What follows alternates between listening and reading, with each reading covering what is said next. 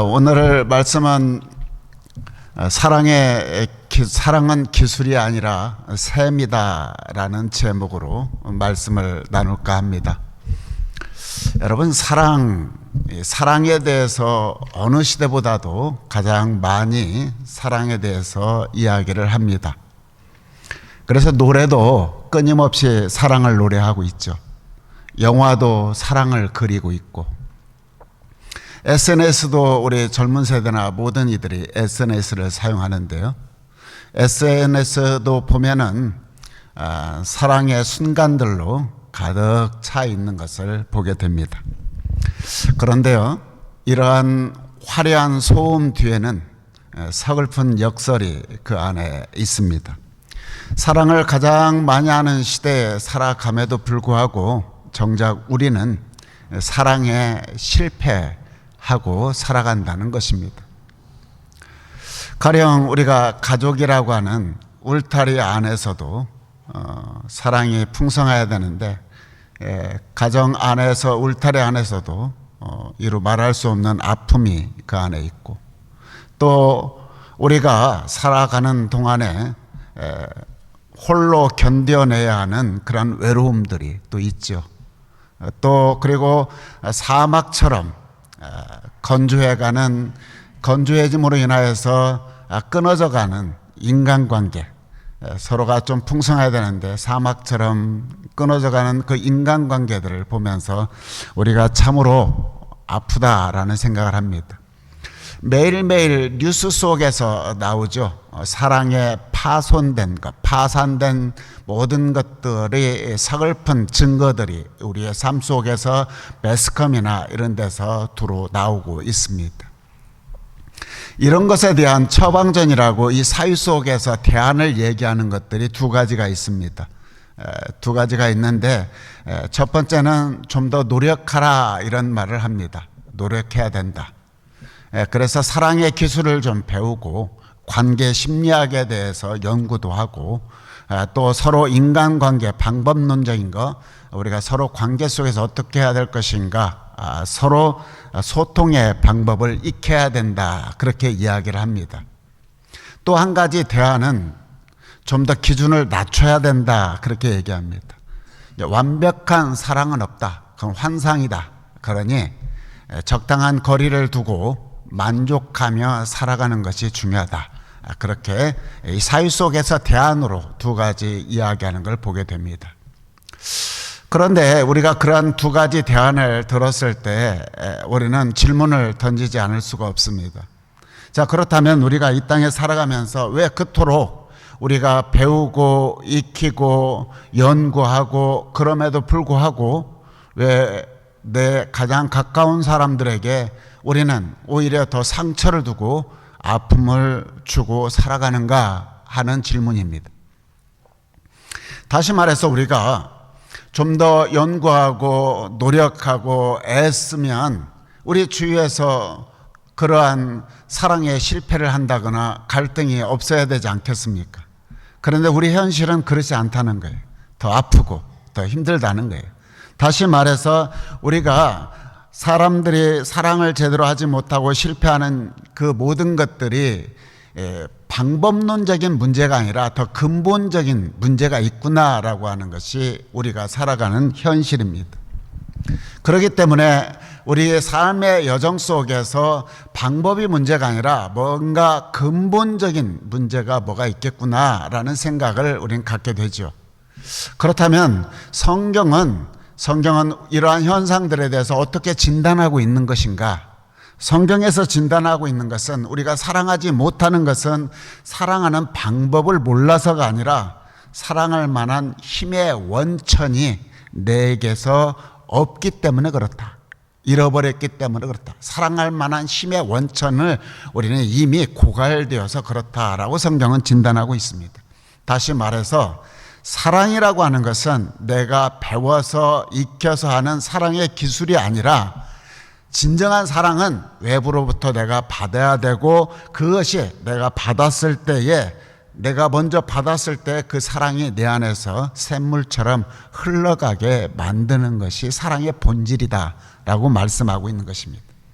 그런 면에서 오늘 요한복음 15장 말씀은 그렇게 내 안에 논이 갈라져 땅바닥에 갈라져 있는 것처럼 메말라 가고 있는 내 심령, 다시 말해서 내 마음 깊은 곳에 있는 고갈되어 있는 내 샘물을 그렇게 강팍하게 살아가고 있는 우리들에게 예수님이 다가오셔서 샘물의 근원이 어떤 건가를 가르쳐 주기 위해서 오늘 손잡고 이끌어가는 본문이 요한복음 15장 말씀입니다. 여러분, 우리가 관계를 잘 맺지 못하는 이유가 무엇입니까? 단순합니다.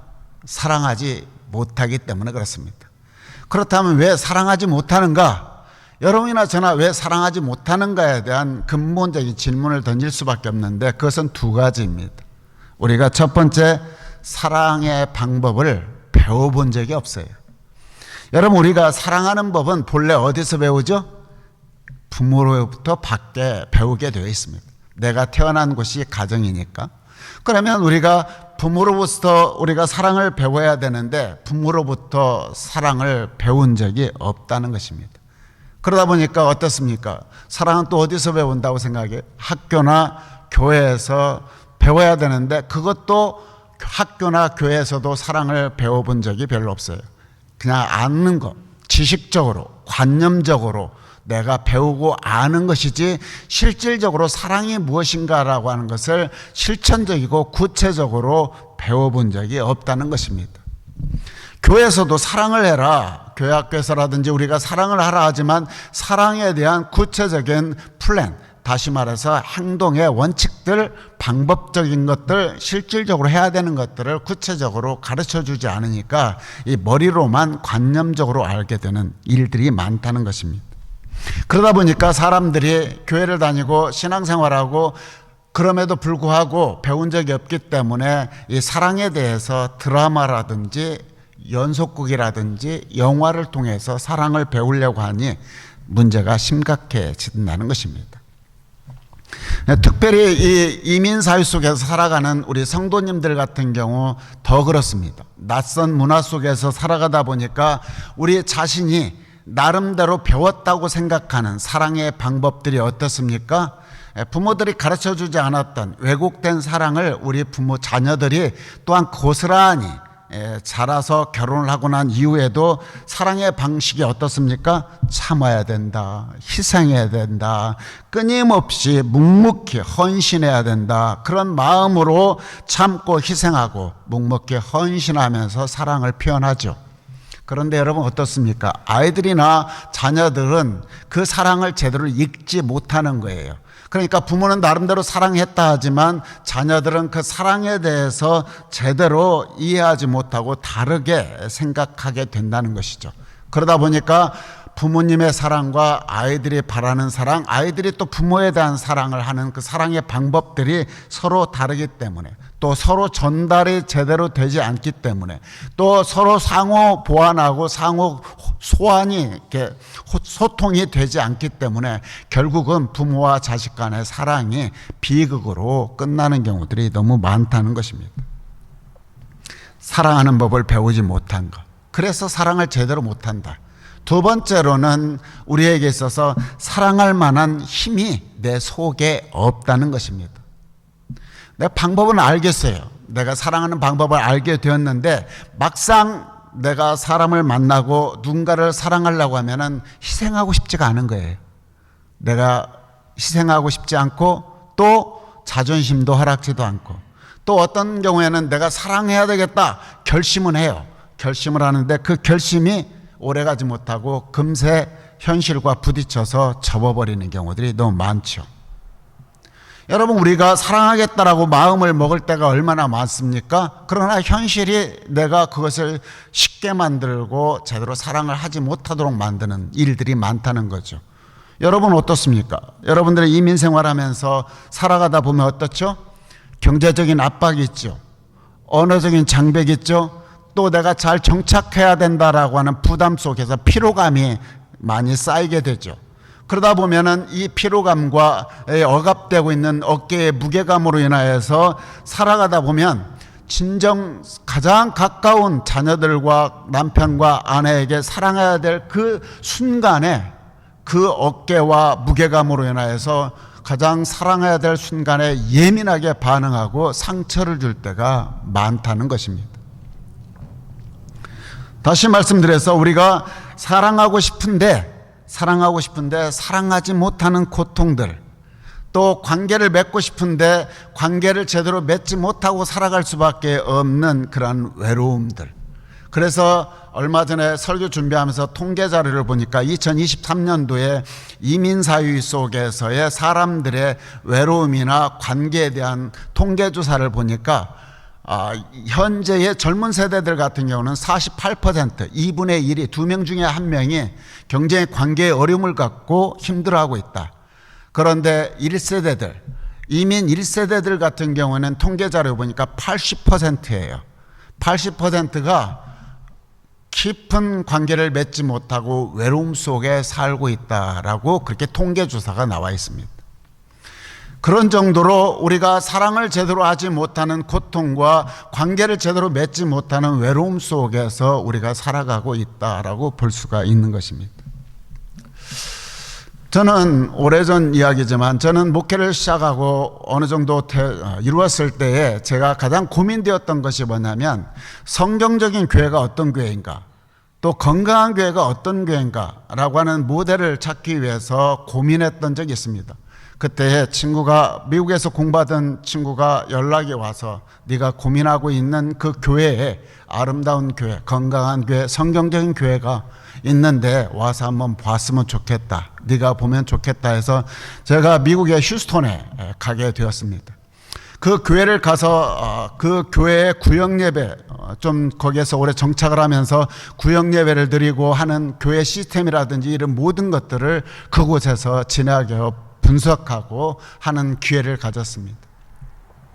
한 구역에 가서 예배를 드릴 때에 그 구역장님께서 하는 이야기, 그때 교인들이 모아서 이야기할 때 정말 천국 같았어요. 아름답다. 그런데 그 중에 좋은 한 가지 사례를 얘기해 주는데, 그 예배 드릴 때에 한 분이 신장 투석하는 과정 속에서 힘들게 지내시는 분이 있었습니다. 근데 그분이 하시는 말씀이 한국적인 계통의 그런 신장을 찾으려고 하니 너무 힘들었다라고 하는 고백을 했던 기억이 있습니다. 그때 이야기할 때 그 이야기를 들었던 한 자매분이 집에 돌아가서 며칠째 잠을 제대로 못 이루다가 어느 날 아침에 일어나서 병원을 가게 되었습니다. 병원에 갔을 때 혈액 검사를 했는데 적합 판정이 나왔고 또 그가 마음의 결단을 내렸습니다. 그런데 그 자매의 주변에 있는 교인들 말할 것 없고 주변의 사람들이 그러지 마라. 너 무슨 일 그렇게 하면 안 된다. 뭘 네가 그렇게 다른 사람한테 그렇게까지 신장을 이식할 필요가 없다. 그런 식으로 자꾸 얘기를 하는 거예요. 그럴 때 그분이 하신, 자매가 한 이야기가 이거였습니다. 내가 하지 않으면 평생에 내가 그분을 기억하고 아파할 것 같다. 그 말 한마디가 결국은 신장투석의 수술이 잘 치루어졌고 혈연으로 맺어진 가족보다도 저 뜨겁게 따뜻하게 함께 지내고 있는 분이 저 두 분이다 라고 이야기하며 저에게 스토리를 이야기할 때 간증을 얘기해 주는데 너무 마음이 뿌듯하고 이런 것도 있구나. 야, 교회는 세상은 다 그런 거야 라고 이야기를 하고 있지만 진정 이것은 작은 천국이 여기가 있구나. 세상은 이렇게 아름다운 정말 따뜻한, 세상이 아무리 망하고 타락하는 세상이라 할지라도 이런 사람들이 있기에 세상은 아름다운 것이다 라고 하는 생각을 갖게 되었습니다. 여러분, 저는 목회하는 동안 그 기억이 지금도 잊지 못합니다. 우리 모두는 이런 사랑을 원하죠. 여러분, 순수하고 계산이 없고 내가 자신까지도 내어줄 수 있는 사랑. 여러분, 이 여성이, 이 자매가 그렇게 사랑을 베풀었던 것이 정말 가능할까? 이 사람이 어떻게 그런 사랑을 했을까? 오늘 성경은 그것을 답해주고 있습니다. 오늘 요한복음 15장 말씀에서는 배우지 못한 사랑, 또한 사랑할 힘이 없는 그러한 사랑에 대해서 모두 답해주는 것, 아까 그 자매에게 있는 그 사랑에 대한 본질적인 것을 답해주고 있는 것이 오늘 요한복음 15장 말씀입니다. 그 말씀이 오늘 12절이에요. 같이 한번 읽어볼까요? 시작. 내 계명은 이것이다. 내가 너희를 사랑한 것 같이 너희도 서로 사랑하여라. 여러분, 여기에서 보면 내 계명은 이것이다. 내가 너희를 사랑한 것 같이 너희도 서로 사랑하여라. 여기 중요한 핵심 메시지가 가치입니다.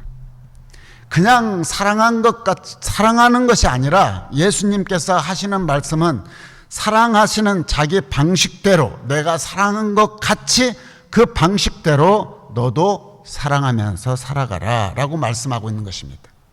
여기서 계명이라고 하는 것은 지난주에도 말씀드렸던 것처럼 어떤 십계명 그런 것이 아니라, 여기서 말씀하는 계명은 우리를 위해서 품으셨던 가장 고결하고 아름다운 사랑, 그 깊은 뜻을 계명이다라고 지난주에 정의를 내렸습니다.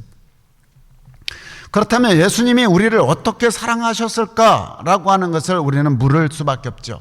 그러면 예수님이 주변에 있는 사랑하는 모습들을 보였던 것이 제자들과 3년 동안 함께 온몸으로 경험했던 그 사랑의 모습들이 7가지로 오늘 여러분에게 간단하게 말씀을 드려줄까 합니다.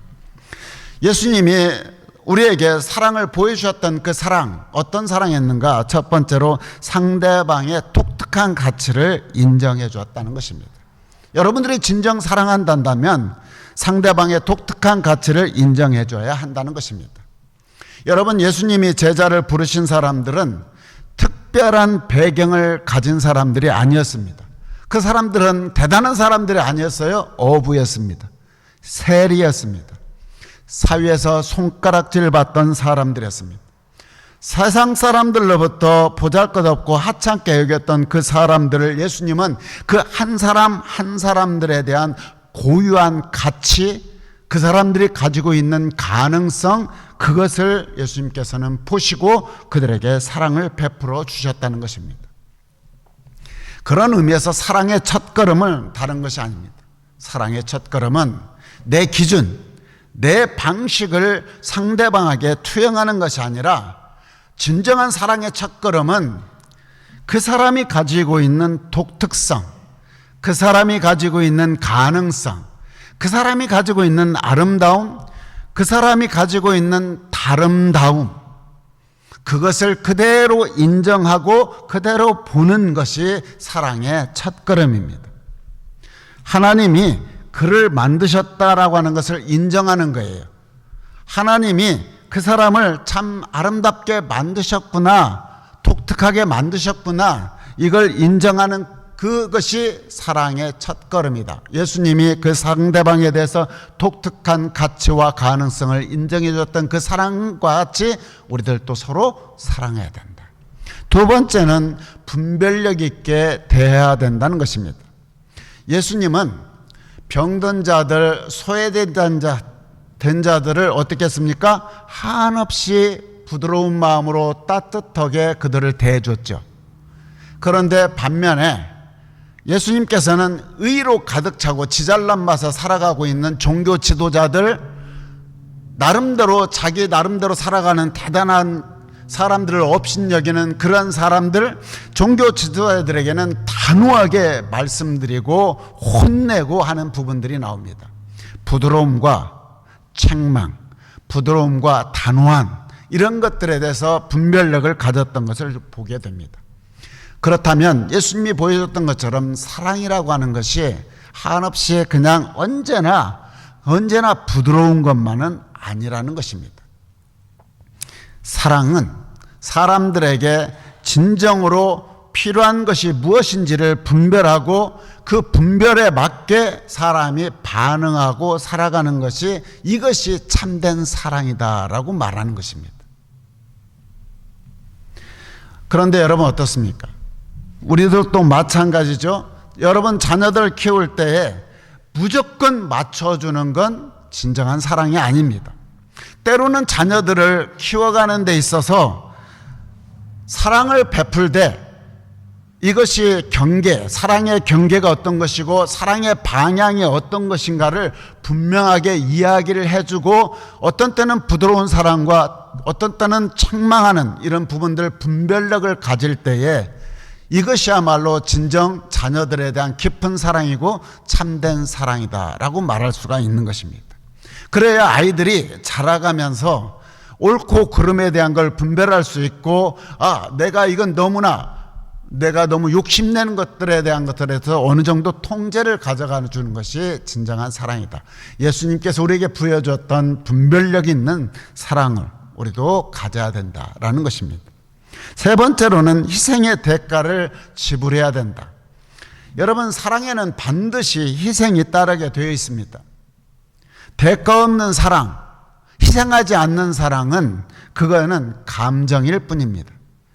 그건 안개와 같은 것입니다. 아무 의미가 없습니다. 예수님이 버려진 자들을 찾아갔죠. 여러분 생각해 보세요. 예수님이 버려진 자들, 소외된 자들, 가난한 자들, 그 다음에 창녀들 찾아갔단 말이에요. 그러면 예수님 입장에서 많은 사람들이 바라보고 있는데 그분이 그런 자리를 찾아갔다라고 하는 것은 엄청난 희생입니다. 어떠한 소문도 내가 다 감수하겠다, 어떠한 내 정치적인 부담도 내가 다 감내하고 한 생명을 사랑하겠다 하는 그런 마음이 아니면 갈 수가 없죠. 여러분, 제가 목사인 제가 창녀들에게 찾아가 가지고 복음 전한다라고 순수한 마음을 가는데 사람들이 보는 눈을 의식한다면 쉽게 가지 않죠. 그러나 진정으로 사랑한다면 남들이 어떤 말을 입에 오르든 상관없이 가게 된다는 것입니다. 여러분, 우리가 모든 이들이 그러한 희생의 대가를, 사랑하기 위해서는 대가를 치러야 된다. 예수님이 그러한 것들을 다 치러가면서 한 생명을 품기 위해서 가셨던 것처럼 사랑의 열매를 맺기 위해서는 자기의 모든 걸 희생을 치르면서까지 하셨던 것들을 우리에게 오늘 요구하시는 것입니다. 네 번째로는 예수님이 사랑하셨던 모습은 사랑한다는 것을 표현해야 된다라고 말씀하고 있는 것입니다. 오늘 말씀이 뭐라고 했어요? 내가 너희를 사랑한다. 사랑한다. 성경의 전체적인 메시지는 하나님이 우리에게 건네시는 사랑의 레터입니다. 편지죠. 아버지의 마음이 사랑의 구절들이 절절히 나타나 있지 않습니까? 그런데 우리 믿는 사람들은, 특별히 한국 사람들은, 유교 문화권에서 자란 우리 사람들은 사랑을 표현하는데 굉장히 낯설고 어색합니다. 그런데 표현하지 않으면 전달되지 않죠. 일방적으로 사람이 나에게 사랑을 해주기를 원하고 다가오기를 원하기만 하는데 그래서는 안 되는 것입니다. 우리가 모든 일들은 우리가 서로 전달되고 의사를 표시해야 하는 것입니다. 특히 여러분 어떻습니까? 이 부모와 자식 간에 여기 이민사회 속에서 할아버지와 손자, 손녀들 관계 속, 세대 속에서의 관계 속에서 언어적인 간극이 시간이 지날수록 멀어지죠. 갭이 커질 수밖에 없습니다. 그럴 때에 그냥 그런가 보다라고 알겠지, 내 마음 알겠지가 아니라 우리 할아버지 할머니들도 그렇고 우리가 주위에 있는 사람들에게 언어의 간극들, 그 갭은 우리의 몸짓으로, 말짓으로, 표정으로 그들에게 전달하고 표현해야 하는 것입니다. 또한 다섯 번째로 사랑은 주고받는 것이다 라고 하는 것을 예수님이 우리에게 보여주셨죠. 예수님은 사랑만 베푸셨던 게 아닙니다. 예수님은요, 사랑을 받을 줄도 아셨어요. 어린아이가 보잘것없는 도시락도 예수님이 받아주셨죠. 쓸데없는 짓 하지 마라 그러지 않았잖아요. 받아주셨어요. 한 여인이 눈물을 흘리면서 예수님의 발을 씻길 때도 예수님이 그 한 여인의 눈물의 애씀과 수고로움을 그대로 받으셨어요. 여러분, 사랑을 줄 줄만 알고 받을 줄 모르면 안 됩니다. 우리가 종종 보면은 사랑을 베풀 줄 아는 사람들이 있는데 사랑을 베풀면서 어떤 때는 좀 사랑을 누군가에게 베풀려고 하면은 거절하거나 이렇게 불편해 하시는 분들이 있는데 그렇게 되면은 사랑이 깊은 관계를 맺을 수가 없습니다. 목사인 저 같은 경우는 대접받는 일이 많잖아요. 그런데 여러분, 목사인 저도, 제가 항상 하는 얘기가 그렇지 않습니까? 저도 섬길 수 있는 기회를 주십시오. 여러분, 그러한 것도 우리가 서로 사랑은 일방적이지 않습니다. 서로 간에 소통해야 되고 서로 주고 받는 사랑의 마음이 나눌 때에 그때의 진정한 관계가 이루어질 수 있다는 것입니다. 그렇지 않으면 여러분들이 한두 번은 제가 대접받을 수 있지만 저의 섬김을 받아주지 않는다면 그 다음부터는 저도 마음을 닫을 수밖에 없죠. 왜? 부담스러우니까.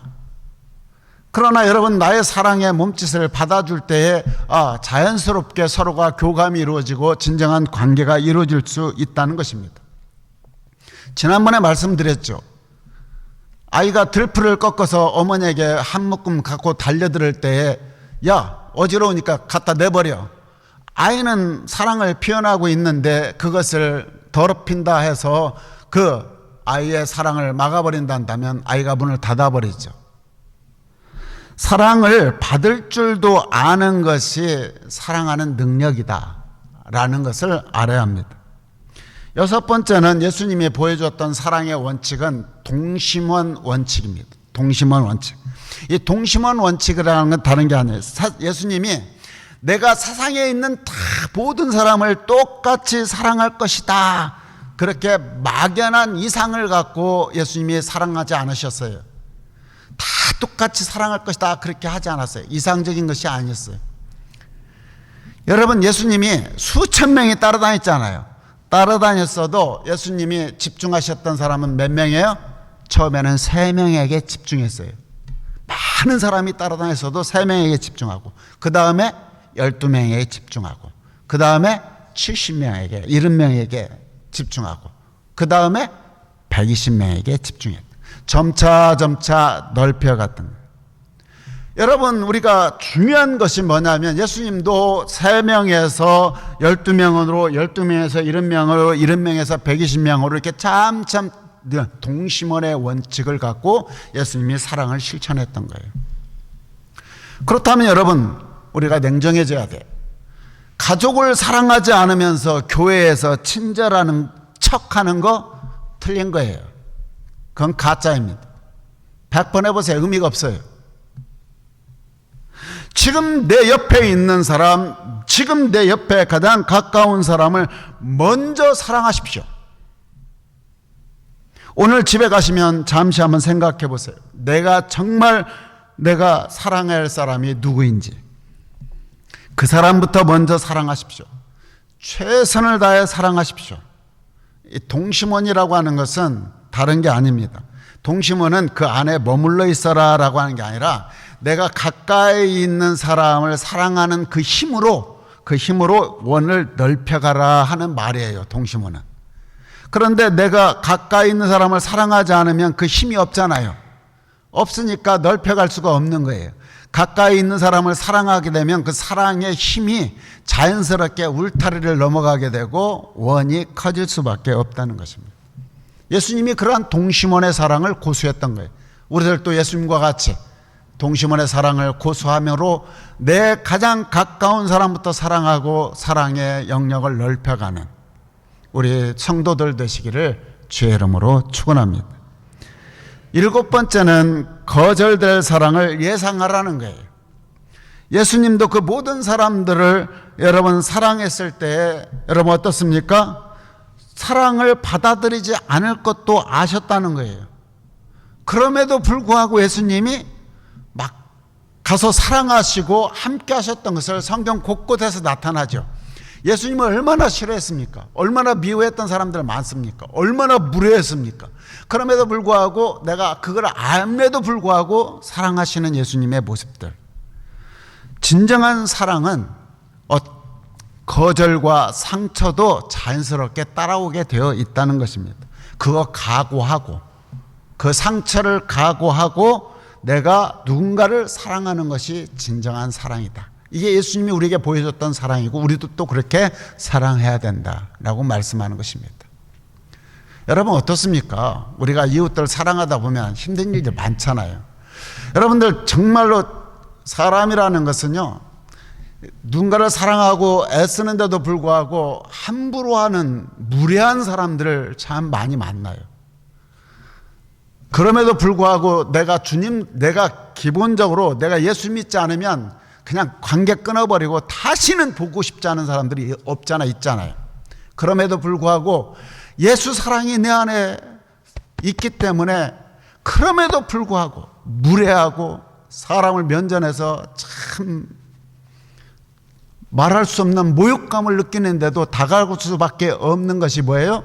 내 안에 사랑이 있으니까. 예수님은 그 사랑의 거절도 아시고 그럼에도 불구하고 사랑해라. 사랑해라. 여러분들이 사랑하다 보면 무례함을 느낄 때 있죠. 그럼에도 사랑하십시오. 그럼에도 사랑하십시오. 왜? 똑같은 사람은 되지 말아야 되지 않습니까? 부모들 말하지 않습니까? 내리사랑이라고. 내리사랑은 뭐예요? 여러분 자연스럽게 기대하지 않는 거예요. 그냥 사랑은 그냥 흘러가는 거예요. 내가 이 아이를 사랑하는 것 자체로 만족해하고 그냥 자연스럽게 사랑이 흘러가고 누구한테만 집중되는 게 아니라 사랑이 계속 흘러가는 것. 값없이 흘러가는 것. 기대하지 않음에도 불구하고 자연스럽게 그냥 나오는 것. 이것이 내리사랑인 것. 이게 참된 사랑이다 라고 말할 수 있습니다. 그렇다면 여러분 우리가 7가지 원칙을 오늘 말씀을 나눴습니다. 자, 다 알아요. 이제 알게 되었어요. 다 알아도 더 근본적인 문제가 하나 있어요. 사람들은 알겠어요. 근데 사랑하고 싶지 않다는 거예요. 좋은 말씀 알겠는데 목사님 사랑하고 싶지 않아요. 그리고 나는 또 보면은 사랑하고 싶지 않다라는 그 말도 있지만 실질적으로는 사랑할 힘이 그 안에 없어요. 그래서 오늘 13절에 이렇게 말씀합니다. 친구를 위하여 자기 목숨을 내놓는 것보다 더 큰 사랑은 없다라고 말합니다. 여러분 제가 말씀드렸지만 미국의 그 휴스톤에 그 자매가 가서 그 낯선 이의 그 고통을 생각하니까 잠을 못 자겠는 거예요. 그러다가 그 사람이 병원으로 가게 됐잖아요. 그 사람이 잠을 못 자고 아침에 일어나서 병원으로 이끌었던 힘이 의무감으로 갔을까요? No, 아닙니다. 이미 그 자매 안의 마음속에는 하나님의 사랑이 흘러와서 그 샘이 충만해 있었던 그 사랑이 있었기 때문에 그 길로 인도했던 것입니다. 그러므로 여러분 사랑이라고 하는 것은 내 속에 있는 것을 쥐어짜서 낸다고 해서 사랑이 나오는 게 밖으로 나오는 것이 아닙니다. 사랑을 해본 사람만 사랑할 수 있습니다. 부모로부터 사랑을 받아본 사람이 자연스럽게 사랑을 할 수 있습니다.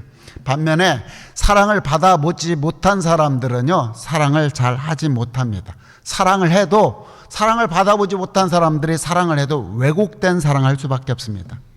근데 제가 목회하면서 놀라운 게 하나 있습니다. 부모에게 사랑을 받지 못했다 하더라도 아름다운 사랑을 하는 사람들이 있는데 그 사람들을 보면 한 가지 공통점이 있습니다. 뭐냐면 하나님의 사랑을 참 많이 받은 사람들이다라는 것입니다. 그래서 요한일서 3장 1절 보면 이렇게 말씀합니다. 보십시오. 아버지께서 우리에게 어떤 사랑을 베풀어 주셨는지를 우리가 하나님의 자녀라고 불리게 되었으니 이 얼마나 큰 사랑입니까? 우리는 실제로 하나님의 자녀입니다. 하나님이 우리를 자녀 삼아 주셨다는 거예요. 내 속에 이기심과 허물과 죄악이 있음에도 불구하고 우리를 위해서 독생자 외아들을 이 땅에 보내주시고 나를 하나님의 자녀로 삼아 주셨다. 그 아버지의 사랑이 내 마음속에 깊이 뿌리를 박히면 그 사랑이 내 안에서 넘치면 다른 사람을 사랑하지 않을 수 없다라는 것입니다. 내 안에 사랑이, 아버지의 사랑이 박혀 있으니까. 그런데도 불구하고 우리가 사랑을 하기 위해서는 어떻게 해야 되느냐? 그래서 기도해야 하는 것입니다. 기도하지 않으면 내 안에 사랑할 힘이 없어요. 내가 도저히 사랑할 수 없는 사람 같은데 그 사람을 놓고 무릎을 꿇고 기도하면, 하나님 앞에서 기도하면 하나님의 눈으로 보기 시작해지는 거예요. 어떻게 나한테 이럴 수 있어? 라고 생각했던 그 사람을 하나님의 시선으로 보기 시작하니까 아, 저 사람도 하나님의 사랑받는 존재구나. 아, 저 사람이 참 자라오면서 많은 상처가 있었구나. 참 많이 아팠겠구나. 많이 힘들었겠구나. 아, 하나님도 저 사람이 회복되기를 원하시는구나. 이런 것을 기도 가운데 하나님의 시선이 나에게 주어지고 사랑에서 흘러나오는 것이 그 시선으로 보게 되니까 다시 보게 되는 거예요. 그러다 보면 어때요?